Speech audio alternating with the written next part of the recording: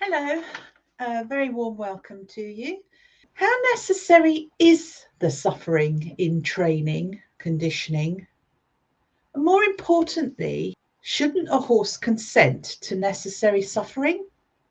How do we get their consent?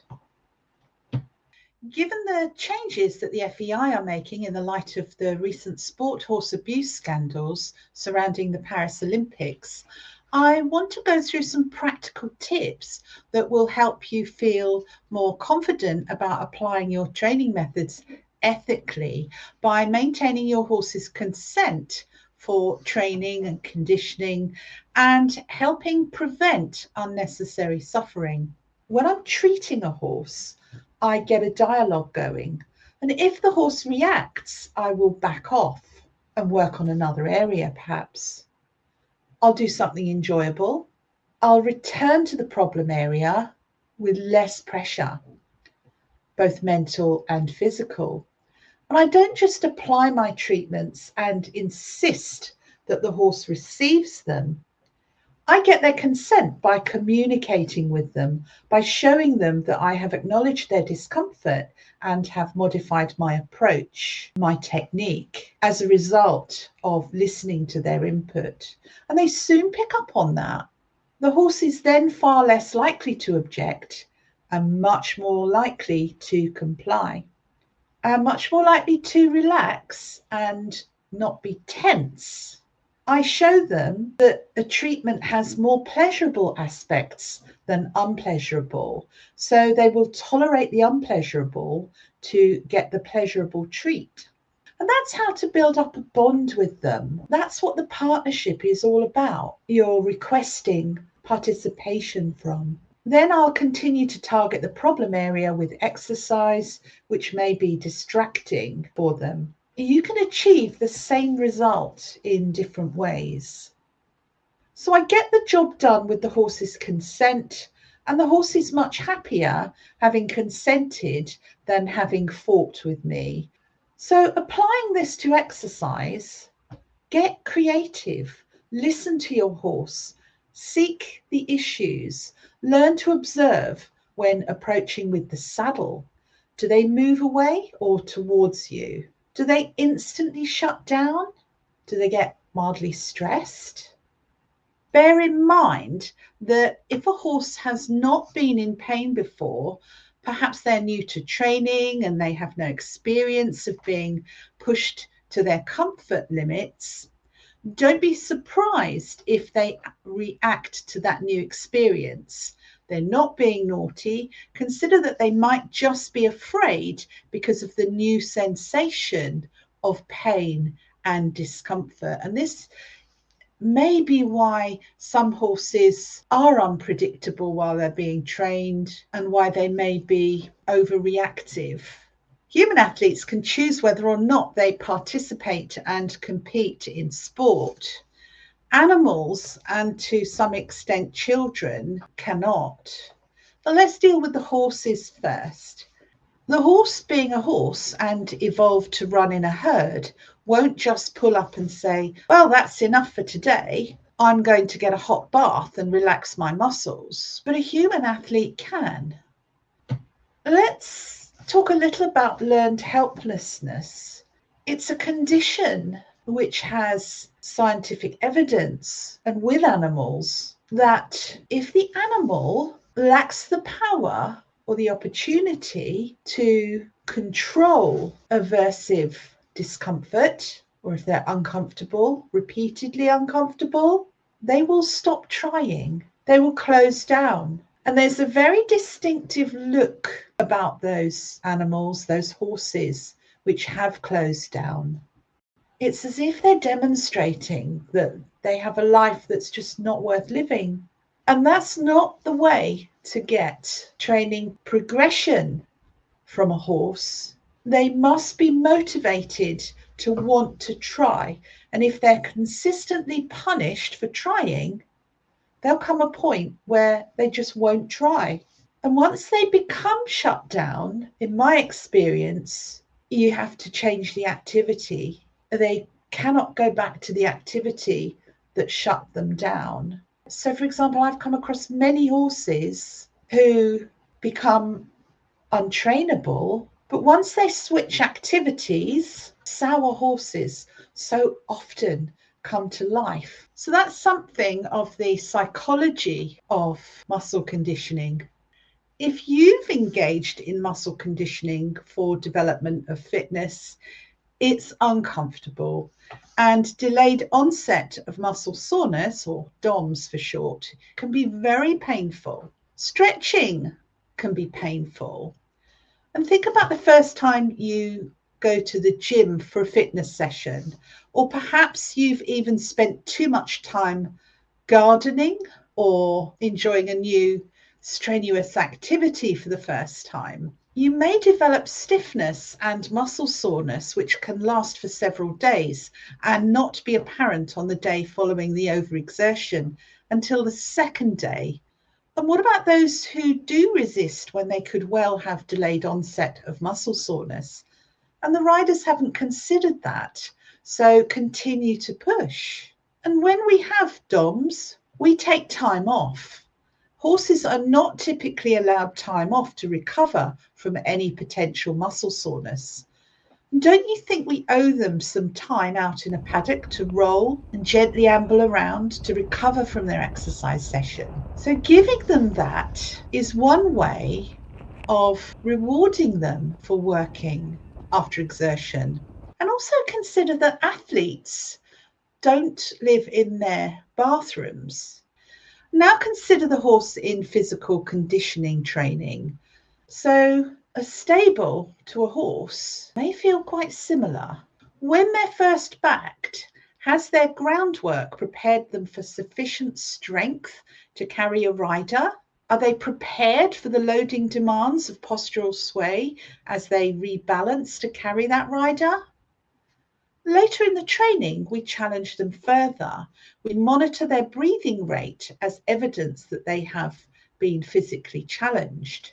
So we know by observing them blowing, either while they're moving or just after they've moved, that's an indicator that they've been physically challenged. So always watch for the breathing. And in fitness development, we aim to extend the length of time being active that the body can cope with. We do need to push them within reason, of course, because that's how we know that they've exerted themselves. And that will indicate when they need a break. We can tell whether a horse is enjoying their exercise. We can exercise them in a group. We can build the challenges into mentally stimulating activities. We can vary the training, and many do. So perhaps jumping one day, following a day off, having another rest day the following day, and hacking on the next day, schooling the next day, and so on. So yes, we do need to actually condition the horse and strengthen them and build stamina into their fitness to get a training effect, but that is more effective if it's carefully programmed and scheduled. Varying the work is hugely important in getting consent from the horse. And don't work without something on the ground. I mean, yeah, horses, some of them may be worried about working over poles, but that doesn't stop you from working around them. So, for example, you could stretch them by weaving around the poles. And also, this provides them with puzzles to do and keeps their brains active so that they can be stretching and strengthening naturally without constant rider aids of where to go and what to do. Get creative. Don't ignore their opinions. That's how to get their consent. And that's how to get their confidence with their work. Regular body work can get their consent. If they know that a massage or other body work or heat lamps, heat pads follow the exercise session, perhaps a good roll on sand as well as being good for them, they will be receiving a reward and will return to each exercise session with enthusiasm, on the basis that no exercise equals no salon session. They can't just be relentlessly drilled, and much more can be gained from them if they are treated in the same way as human athletes, with recognition that exercise can be both uncomfortable but enjoyable. Horses are not stupid.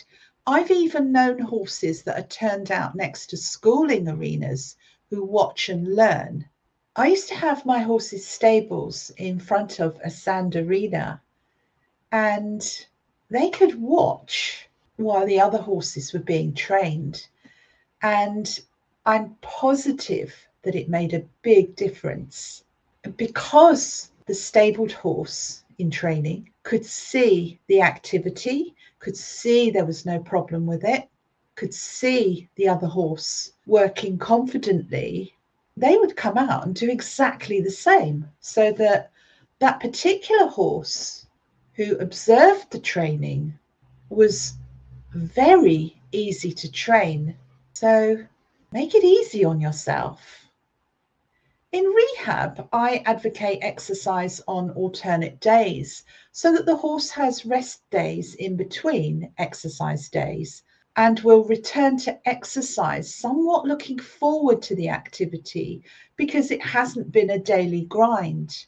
And on the rest day, they would get body work, but of course you have to be careful about resolving any muscular issues that may cause subsequent mild discomfort, which may be very uncomfortable in the saddle region if you've been working there and compressive load of a rider and saddle is placed there.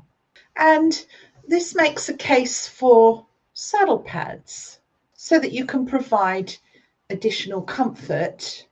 Warm up from the ground. Think about how you might feel when you begin to exercise. It can be uncomfortable until you get going. And also, by warming the horse up from the ground, you can gently stretch them over a couple of poles on the ground. You can even put them over a jump or two. And perhaps most importantly, you can warm and gently stretch the area under the saddle region.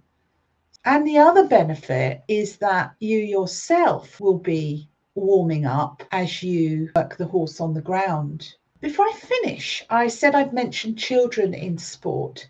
Like horses, they often don't get to choose whether they participate or not. They're immature, still growing, have growth spurts, which can make them clumsy or make training feel awkward or uncomfortable, in much the same way as horses can experience growth spurts and suddenly lose their form. Something that sets them apart from adults is that they don't have the strength or the coordination that adults have when they're perfecting new techniques. So injury risk is much higher for them. So don't be worried about giving your horse a break by getting off their backs, by working from the ground. And that also reminds me that horses, particularly male horses that grow tushes, although mares can get tushes too, they erupt from the gums at around 4.5 years of age. And that can be very uncomfortable for them while they're having the bridle fitted. So if you're training a horse around that age, do check their gums for eruption of the tushes. Once they're through, they don't seem to give them a problem at all. Again, don't be afraid to get off your horse's back. Do something else if it's safe to do so. Get off their backs several minutes before they arrive back at the yard, so that they can have a dedicated cool down session. And the same for you. You may well benefit from walking the last half mile home. So just think about what you can do, how creative you can become to keep your horse interested in their work, to keep them consenting, to prevent the need for coercion, and most of all, praise the horse. If they've excelled, be very vocal about that. Have a party, because it really will help them to try for you. A pat on the neck is not as rewarding as some vocal encouragement from the rider.